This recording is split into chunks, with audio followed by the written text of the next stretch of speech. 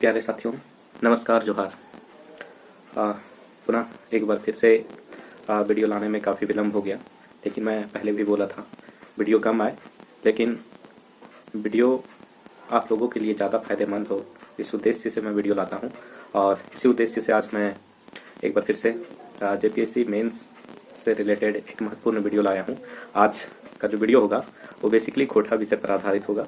और तो जेपीएससी में जो खोटा पेपर लैंग्वेज पेपर के तौर पर चयन करते हैं उनके लिए वीडियो तो काफ़ी महत्वपूर्ण होने वाला है, क्योंकि कई बार क्या होता है कि खोटा के लिए आपके पास सारे कंटेंट होंगे, लेकिन उन कंटेंट को कैसे यूज करना है, कैसे अपने आंसर में अच्छे तरीके से आंसर को टैकल करना है और किस प्रकार से आपको आंसर राइटिंग करनी है, जो आपको खोटा में 120 प्लस तक मार्क्स दे सकता है।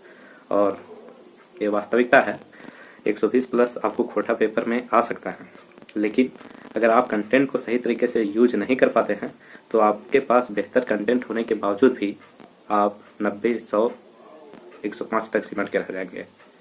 तो आप 120 मार्क्स प्लस मार्क्स खोटा में कैसे अर्जित करेंगे, किन रणनीतियों के साथ आप काम करेंगे। तो इस वीडियो को जितने भी साथीगण देख रहे होंगे, प्रयास करेंगे कि अपने पास जो 7th जेपीएससी का क्वेश्चन है वो अपने साथ लेकर बैठेंगे तो काफ़ी बेहतर होगा। हालांकि मैं वीडियो में आगे क्वेश्चन पेपर को लाऊंगा, क्योंकि क्वेश्चन पेपर जो 7वां जेपीएससी में एग्ज़ाम हुआ है उस क्वेश्चन पेपर को साथ में देखना काफ़ी महत्वपूर्ण होगा, क्योंकि उसी से मैं चीज़ों को कनेक्ट करूँगा कि कैसे क्वेश्चन को, किस क्वेश्चन को कैसे आप वहाँ पर एग्ज़ाम में बनाएंगे, कैसे उत्तर लिखेंगे और किन क्वेश्चन को वहाँ पर स्किप करना है, ये भी ध्यान रखना है, क्योंकि आपको पता है कि मेंस के पेपर में सभी क्वेश्चन को नहीं करना होता है। तो खोटा विषय आसान है, आपको सिलेबस भी अन्य जो हिंदी इंग्लिश जैसे पेपर हैं उनकी अपेक्षा में तो सिलेबस छोटा है और आसान भी है अगर सही रणनीति से तैयारी करें तो। लेकिन खोटा विषय जो है तो धारी तलवार के जैसा है। अगर आप सही रणनीति से काम करेंगे, आपके पास कंटेंट तो अवेलेबल होगा, लेकिन सही रणनीति होगा तो आपको मार्क्स श्योरली 120 प्लस आ सकते हैं।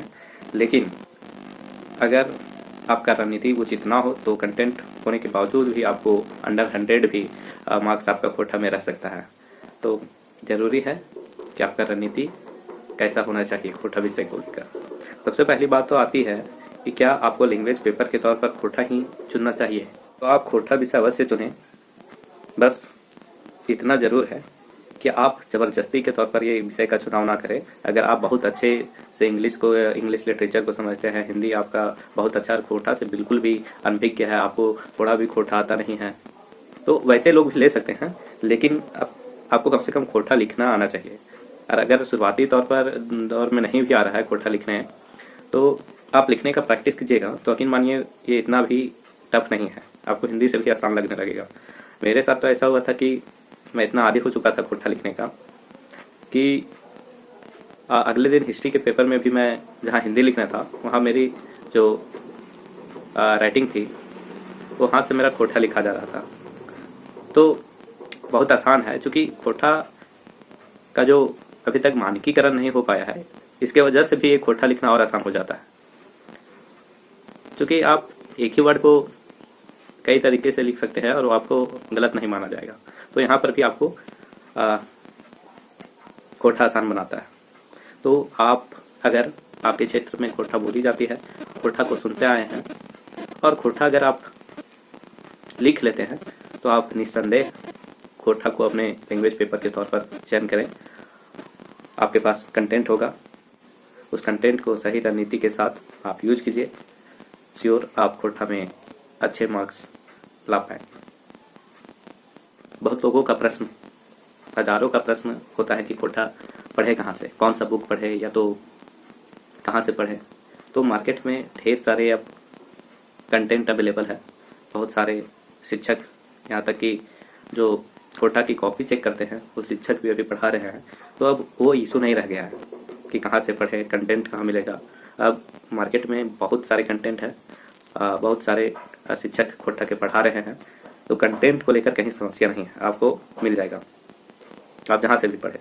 लेकिन मैं फिर बोल रहा हूँ कि आप कितने भी अनुभवी शिक्षकों से पढ़ रहे हैं, लेकिन उन कंटेंट को आप सही से यूज अगर नहीं करते हैं तो वास्तव में आपको वहाँ पर एग्ज़ाम हॉल में खोटा को सही तरीके से टैकल कर पाना मुश्किल होगा। खोटा को कैसे लिखना है, कैसे आसानी से आप लिख सकते हैं, उससे रिलेटेड मेरे प्ले लिस्ट में भी वीडियो डाला गया है, उसको एक बार आप जाकर देख सकते हैं, तो काफ़ी मदद मिल जाएगा वहाँ से। खोटा लिखने में आपको एक बेसिक आइडिया हो जाएगा और लिखने का प्रैक्टिस करेंगे तो काफ़ी जल्दी आप खोटा लिख पाएंगे। तो आप उस वीडियो को भी जाकर देख सकते हैं। चलिए, यहाँ पर हम खोटा पढ़ाने नहीं बल्कि खोटा की रणनीति के बारे में डिस्कशन करने जा रहे हैं। तो चलिए हम पहले आपको क्वेश्चन पेपर दिखाते हैं और आपको क्वेश्चन पेपर से ही बता देंगे कि कैसे आप खोटा में बेहतर करेंगे और कैसे आंसर को अच्छे से लिख पाएंगे। तो क्वेश्चन पेपर को देखिए, ये शांतवी जेपीएससी का क्वेश्चन पेपर है खोटा का, और इस पेपर को देखिए और समझिए इसमें क्या चुनौतियाँ हैं। इस पेपर को करते समय जो सबसे बड़ा और सबसे जो बड़ी चुनौती है वो है टाइम मैनेजमेंट। खोटा पेपर में टाइम मैनेजमेंट करना, 3 घंटे के अंदर पेपर को सही ढंग से कंक्लूड करना एक बहुत बड़ा चुनौती है। और ये चुनौती आता क्यों है, इसके 2 कारण हैं। आप देखेंगे इस पेपर में नंबर ऑफ़ क्वेश्चन ज़्यादा रहते हैं, आपको क्वेश्चन ज़्यादा करना होता है। तो एक तो कारण ये है कि नंबर ऑफ़ क्वेश्चन, आपको ज़्यादा क्वेश्चन का आंसर करना है, और दूसरा ये कारण होता है कि आप खोटा लिखने का उतना आदी नहीं होते हैं, आपका स्पीड उतना ज़्यादा बनना नहीं होता है। तो इस वजह से खोटा में टाइम मैनेजमेंट करना काफ़ी मुश्किल हो जाता है। अब सवाल है, इन चुनौतियों से पार कैसे पाया जाए। तो सबसे पहली बात तो आपको खोटा लिखने का लगातार प्रयास करते रहना है, और दूसरी बात क्वेश्चन का सिलेक्शन यहाँ इम्पोर्टेंट हो जाता है, क्योंकि आप देख रहे हैं इस क्वेश्चन पेपर में आपको बहुत सारे प्रश्न मिलेंगे और आपको सभी प्रश्नों का उत्तर देना नहीं है। तो यहाँ पर किस क्वेश्चन को सिलेक्ट करके उत्तर देंगे जो आपका समय बचाएगा, और साथ ही साथ समय बचाने के साथ साथ आपको अच्छे मार्क्स भी दे सकते हैं। और मैं जो ये एक्सपीरियंस बता रहा हूँ, ये सभी कोई बता नहीं सकते हैं। जो पेपर दे रहे होंगे उन्हें इन चुनौतियों के बारे में शायद पता होगा, और वो इन चुनौतियों का सामना किए भी होंगे, और उनको भी लगा होगा, जिनके मार्क्स थोड़ा कम आए होंगे खोटा में, उनको लगा होगा कि शायद इन चुनौतियों को मैं अगर इस तरीके से टैकल करता तो अच्छे मार्क्स आ सकते थे। तो मैं पहली बात बताया कि आंसर आपको लिखने का, खोटा लिखने का लगातार प्रयास करना है, और दूसरा बात बताया कि यहाँ पर क्वेश्चन का सिलेक्शन किस क्वेश्चन को आपको करना है वो इम्पोर्टेंट हो जाता है। तो देखते हैं कि यहाँ पर कैसे क्वेश्चन को सिलेक्ट करके लिखेंगे। तो क्वेश्चन पेपर में आप देखेंगे कुल 8 प्रश्न होते हैं खोटा में, कुल 8 प्रश्न होते हैं, और ये 8 प्रश्न 2 भागों में बटा होता है। तो जो पहला भाग है उसमें 4 प्रश्न होते हैं, और दूसरा भाग में भी 4 प्रश्न होता है। तो पहला भाग में जो 4 प्रश्न होते हैं उसमें पहला क्वेश्चन तो आपको करना कंपलसरी होता है। जो भाग या का जो पहला क्वेश्चन है उसको करना कंपलसरी है, वो आपको करना ही होगा। और जो भाग बा है, मतलब जो दूसरा भाग है, उसका जो 5 नंबर का क्वेश्चन है वो करना आपके लिए कंपलसरी होगा। बाकी आपके पास 6 प्रश्न बचते हैं। पहला और 5वां प्रश्न आपको करना अनिवार्य है, बाकी आपके पास 6 प्रश्न जो बचते हैं उसमें से आपको 4 करना है, तो उसमें से 4 कौन कौन से प्रश्न आप करेंगे वो इम्पोर्टेंट हो जाता है, वो आपके टाइम मैनेजमेंट के लिए भी और अच्छा स्कोर के लिए भी। तो पहला और जो 5वां प्रश्न आप देखेंगे उसमें 7 प्रश्न होते हैं। पहला में भी देखेंगे उसमें भी 7 प्रश्न हैं, और जो 5वां प्रश्न है उसमें भी आप देखेंगे 7 प्रश्न हैं। तो 7 में से 5 करना है। तो पहला और 5वां प्रश्न अनिवार्य है, लेकिन उसमें 7 प्रश्न दिए गए हैं दोनों में, और दोनों में से जो 7 प्रश्न है उसमें 5 प्रश्न करना है। बाकी जो 6 प्रश्न में 4 प्रश्न किसको करना है वो आपको मैं बताने जा रहा हूँ, और वो काफ़ी महत्वपूर्ण है। तो जो 4 प्रश्न और करने हैं उसमें से आप निश्चित रूप से 7 नंबर क्वेश्चन को करेंगे, और वैसे अभ्यर्थी तो ज़रूर करेंगे जिनका खोटा पर पकड़ अच्छा है, जो खोटा को अच्छे से लिख पाते हैं, वो अवश्य रूप से ही 7 नंबर प्रश्न को करेंगे। क्योंकि 7 नंबर प्रश्न देखें तो जो ये भी इसमें भी 2 प्रश्न है, का और खा। तो जो का नंबर प्रश्न है 7 नंबर का, उसमें संक्षेपण का है, और संक्षेपण अगर आप सही तरीके से करते हैं तो आपको 4 से 5 लाइन ही लिखना है, और वो 10 मार्क्स का क्वेश्चन होगा। और अगर 4 से 5 लाइन में ही संक्षेपण का तरीका अगर आपका सही होता है तो आपको 10 में 9 मार्क्स तक मिल सकते हैं। तो एक तो आपको 4-5 लाइन में लिखने में ही आपको 10 मार्क्स का क्वेश्चन हो जाएगा, और आपको जिस तरह मैथ्स के कैलकुलेशन में अच्छे से कर देने से फुल मार्क्स मिलते हैं, उस तरह से ही संक्षेपण है। अगर संक्षेपण का अगर आपका तरीका सही रहा तो आपको बस केवल 4-5 लाइन लिख देंगे और आपको अच्छे मार्क्स 9 मार्क्स तक मिल जाएंगे। तो 7 का नंबर प्रश्न करेंगे तो आपको खा भी करना होगा, और खा भी ठीक उसी प्रकार से। देखिए, आपको अनुवाद करना है, हिंदी का एक पैराग्राफ दिया गया है, उसको खोटा में लिख देना है। मुश्किल से 6-7 लाइन का ये भी है, और इस 6-7 लाइन लिखने के बदले में आपको 10 मार्क्स मिलने वाला है। अगर आपको कोठा पर पकड़ है, आप कोठा के वर्ड को सही से समझते हैं, लिख पाते हैं, तो आप सिर्फ एक 6-7 लाइन को अनुवाद कीजिए कोठा में, और आपको फुल मार्क्स यहाँ भी मिलेंगे।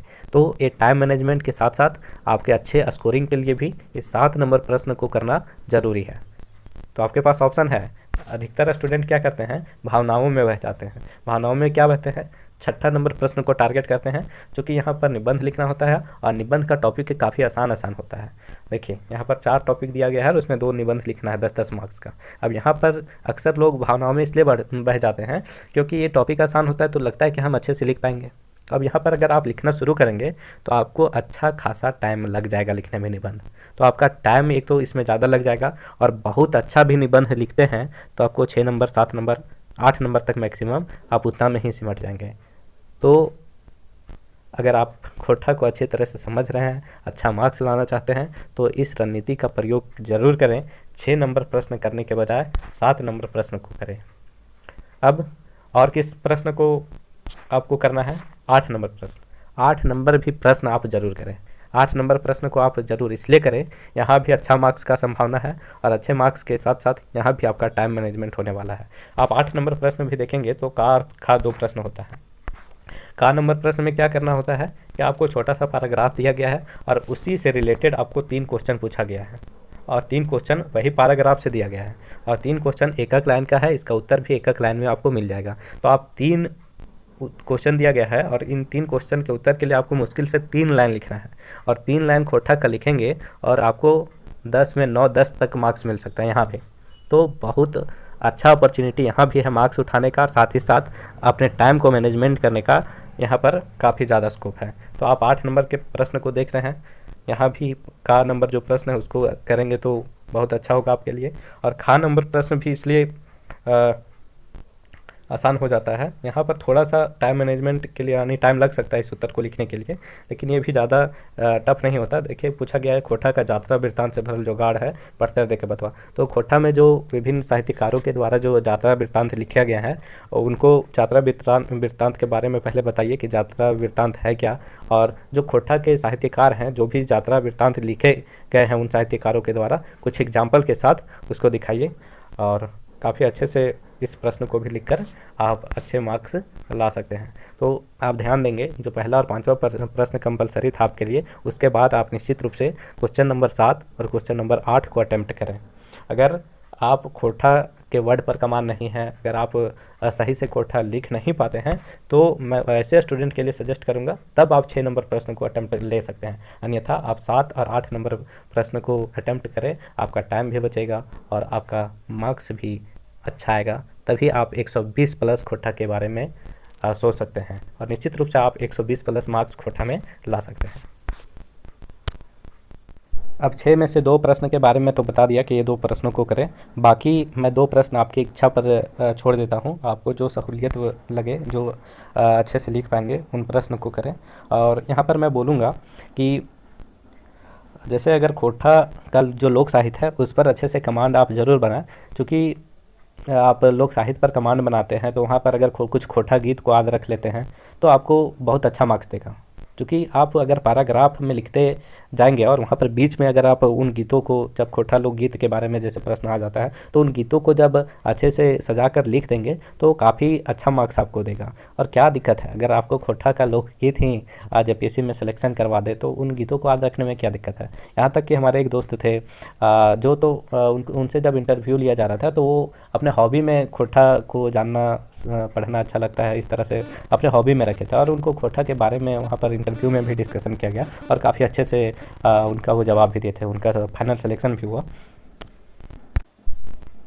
तो अच्छा होगा, खोटा लोकगीतों को आप एक बार, कुछ लोकगीतों को आप ध्यान में रख लेंगे और उसको रटने का ज़रूरत नहीं, आप गुनगुना लीजिए ना। आप अच्छे से 2-4 बार गुनगुनाइए, एंजॉय के साथ उसको पढ़िए, याद भी हो जाएगा। देखिए, प्रश्न भी आया दूसरा नंबर प्रश्न में, लोकगीत से संबंधित प्रश्न है। तो देखिए, दूसरा नंबर प्रश्न में भी है गीत के बारे में पूछा है, और तीसरा नंबर प्रश्न में भी जो खा नंबर क्वेश्चन है उसमें बेटी विदाई गीत के बारे में पूछा है। तो आप खोटा लोकगीतों पर कमांड बनाएं तो अच्छा रहेगा। और दूसरी बात, खोटा में क्वेश्चन रिपीटेशन होता है, ये बात का भी ध्यान रखेंगे। आप अन्य जो सब्जेक्ट का तैयारी कर रहे हैं उस हिसाब से इसको तैयार नहीं करना है। आप ये सोच कर ना चले कि अगर पिछले जेपीएससी में अगर क्वेश्चन पूछा है तो अगले बार नहीं पूछेगा, क्योंकि सिलेबस छोटा है, हर क्वेश्चन का रिपीटेशन लाजमी है। और रिपीटेशन कहाँ पर आपको देखने के लिए मिलेगा? एक तो आपको व्याकरण, खोटा का जो व्याकरण सेक्शन है वहाँ से आपको रिपीट क्वेश्चन मिल सकता है। तो व्याकरण को अच्छे ढंग से करें, और व्याकरण आसान भी है काफ़ी हद तक। जो हिंदी का व्याकरण समझते हैं उनको खोटा का भी व्याकरण समझने में कोई परेशानी नहीं होगी। बस ध्यान ये रखना है, थोड़ा सा कारक और एक और टॉपिक है, तो कारक और काल ये सब जो टॉपिक है उसको थोड़ा सा अच्छे से कर लीजिए। थोड़ा सा हिंदी से ये सब अलग है, तो आपको कोई दिक्कत नहीं होने वाला है। और व्याकरण के आंसर लिखते समय एक बात का ध्यान और रखें, आप एग्जाम्पल को ज़रूर दें, और एग्जाम्पल कुछ ऐसे एग्जाम्पल को दीजिए जो खोटा से रिलेटेड हो। आप वहाँ पर हिंदी वर्ड एग्जाम्पल में यूज करने का प्रयास नहीं कीजिए। आप कोशिश ये कीजिए कि एग्जाम्पल में जो आप वर्ड लिख रहे हैं, जो वर्ड यूज कर रहे हैं, वो खोटा से रिलेटेड हो तो काफ़ी अच्छा होगा। तो आपको व्याकरण में ये ध्यान रखना है।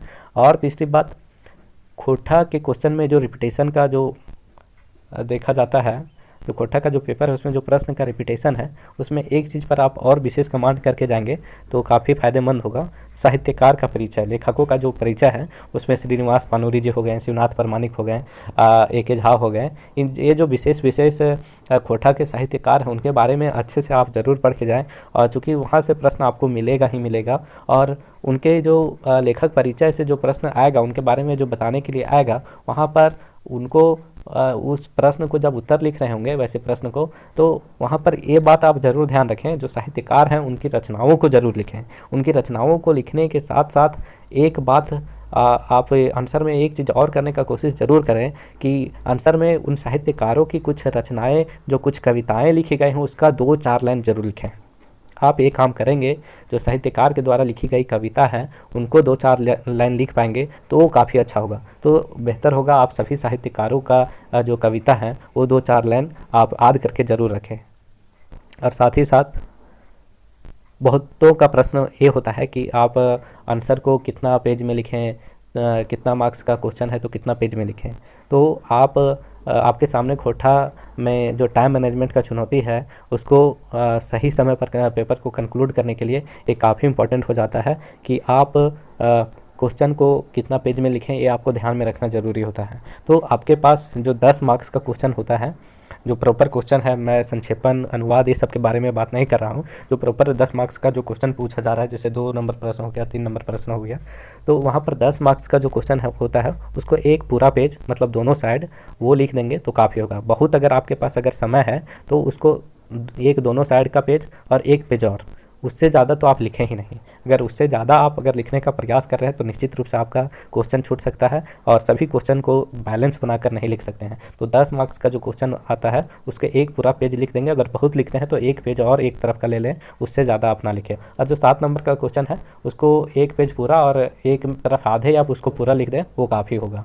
इतना बात आप खोटा में ध्यान रखें और इतना करके जाएं। और इन रणनीतियों के साथ अगर आप पेपर को लिखेंगे तो निश्चित रूप से आप खोटा में बेहतर प्रदर्शन कर पाएंगे। नहीं तो आपके पास कंटेंट रहेगा, सारा मटेरियल रहेगा, लेकिन आप खोटा में अच्छे मार्क्स नहीं ला पाएंगे। आप 105, 110 या 100 या 100 से कम में भी सिमट के रह सकते हैं। तो आप इन रणनीतियों से उम्मीद है कि आपको कुछ सीखने के लिए मिला होगा और आपको ये आगामी जेपीएससी में निश्चित रूप से फ़ायदा देने वाला है। धन्यवाद।